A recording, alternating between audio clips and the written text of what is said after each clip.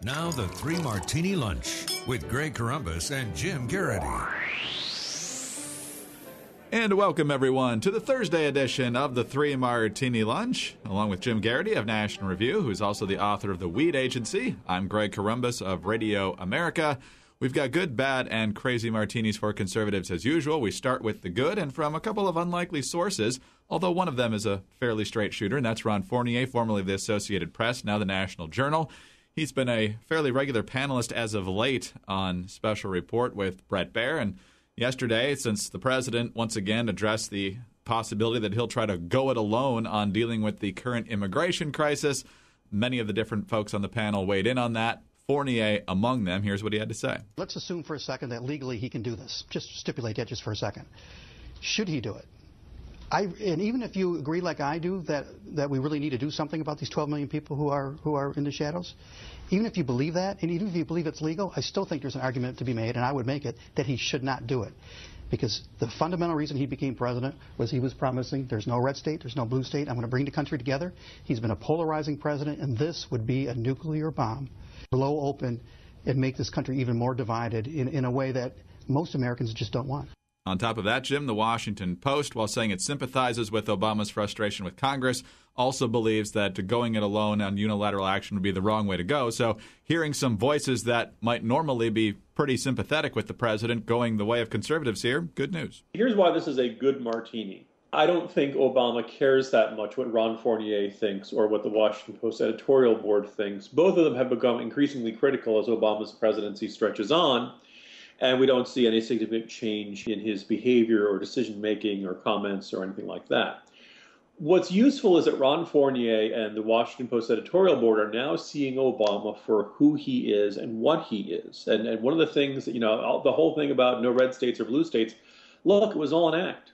It was all a sham. He knew that he could not, if you run as a diehard leftist, you get Dennis Kucinich numbers. If you may sound very moderate and sensible and all that stuff, some say we should do this path on the right. Some say we should do this path on the left. But I take this sensible course that sounds like it's in the middle, but it's actually pretty far to the left. Then, he does fine. What we're seeing with here, I like the metaphor of a nuclear bomb, and maybe that kind of, will break through this kind of bubble of arrogance around this White House, that whatever you think of the immigration issue, if there are 11 million people here in the country illegally, you cannot add 11 million American citizens or 5 million or 6 million or however many he thinks are going to be covered by this with the stroke of a pen because of the whim of one man. There are very strong debates about this. It's kind of an unnerving but I think pretty smart discussion between Guy Benson and Alla Pundit of Hot Air yesterday, debating whether Obama could pardon some portion of the 11 million or perhaps all 11 million and whether the president has that kind of authority.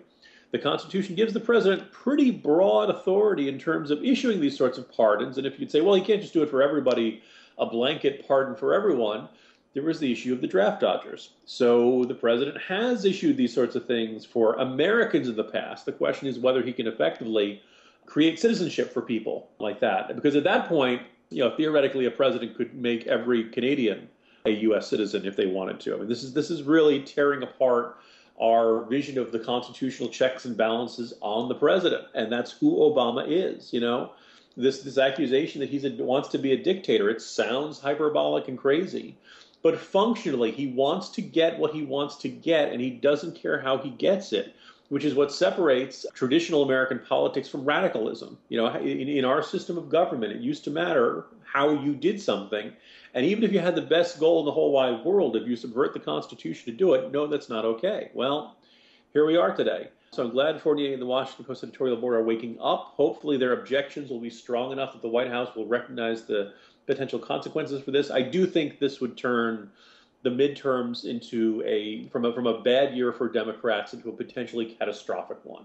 And you're hearing some centrist Democrats saying they don't like this talk of this move. So we'll see what happens. Glad to see people are waking up to it. The question is, will this be enough of a deterrent for a president who's in his second term and clearly doesn't really care what history thinks of him? Back to this topic, sort of, in the crazy martini. On to the bad martini now, which, as usual, is brought to you by violence in the Middle East, and horrific violence at that on two fronts.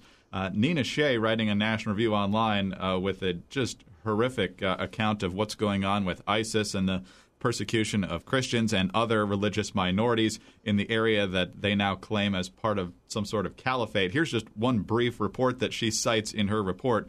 Yesterday, and this was written yesterday, so this is probably from Tuesday, 45 children died of thirst. Some families throw their children from the top of Sinjar Mountain in order not to see them die from hunger or thirst or not be taken by the terrorists. 1,500 men were killed in front of their wives and families. 50 old men died also from thirst and illness. More than 70 girls and women, including Christians, were taken, raped, and being captured and sold. More than 100 families are captured in Tel Afar Airport, and there's 50 other families near Sinjar that they have no idea what happened to them because ISIS overran the town.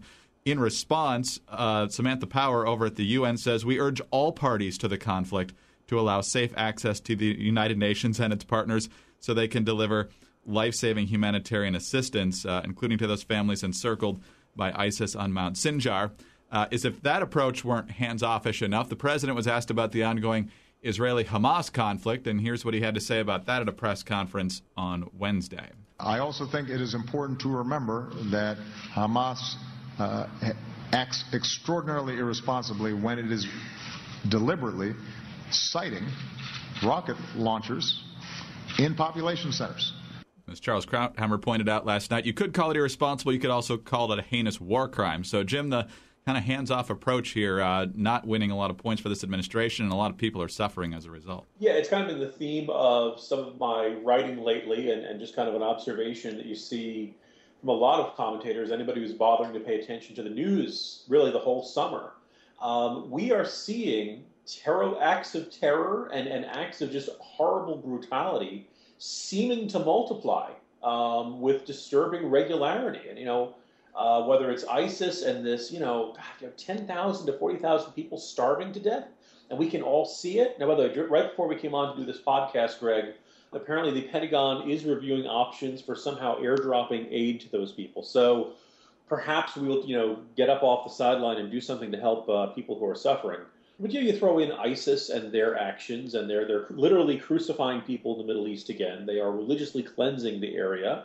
We've all forgotten about the pro-Russian separatists shooting down the Malaysian airliner. Taliban sleeper agent killed our major general. There's no shortage of really horrible things happening in the world, and the sense is that our government is just, off duty. We just don't want to deal with these problems, and so we're going to issue these kind of boilerplate statements that you get from Samantha Power, and that we won't not actually take any action to change any of the facts on the ground.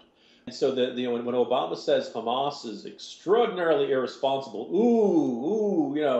teenage drivers can be extraordinarily irresponsible. It just seems like if only Obama spoke about ISIS or Hamas or these Russian separatists or any one of these groups that are just doing the Taliban, if only he spoke with them with like half the contempt he brings to his comments about Republican leaders in Congress, or climate change skeptics or something like that. I mean, we know what this guy cares about, and really horrible acts of brutality overseas are not something that really bothers the president. They aren't something to get the blood pumping and get his dander up, so to speak. And I think it shows, and I think that when the U.S. is as unresponsive as it is, some people can say, oh, this is warmongering, we can't intervene everywhere. No, but, we have a lot of cruise missiles. We can send one here and there to kind of remind people in this world that we are still out there. What would happen if we blew up a bunch of ISIS guys? I think it would make the world a better place. But we're not in that business anymore, and we will see. Now we're seeing the fruits of this. We live in a more dangerous and chaotic world in which every evildoer from one side of the hemisphere to the other basically knows the U.S. is not on duty anymore, and it's just a question of what they can get away with. And so, what are Democrats focused on right now? It's apparently pretending that Republicans want to impeach the president and have concrete plans to do so as we head into our crazy martini. There was a report out last week that the talk of impeachment was exponentially higher on MSNBC than any other cable network, and now we're seeing the same thing with actual lawmakers. This is from The Hill. Congressional Democrats have talked about the impeachment of President Obama 20 times more than Republicans have on the House and Senate floors. Since the start of the 113th Congress last year, Democrats have used the word impeach or impeachment regarding Obama 86 times. Utterances on the floor from Republicans have been relatively rare. Only 3 Republicans in this Congress have raised the subject on the House floor. And so it's almost as if they're trying to grease the skids for the president to do something big and bold on the immigration legalization front, and that ties back into the first Martini a little bit, Jim. But, of course, the media will run with the one Republican, and I think Mike Huckabee was the one this week who suggested that the president has probably done some things worthy of impeachment, but he didn't actually go and say we should impeach him. So as long as there's that one Republican out there, the media will run with that, even though Democrats are the ones fanning the flames here. Yeah, I mean, this is not exactly a surprising study. What's kind of, makes this a crazy martini is that it works so effectively. Two separate issues to debate here. The first is, does Obama deserve impeachment?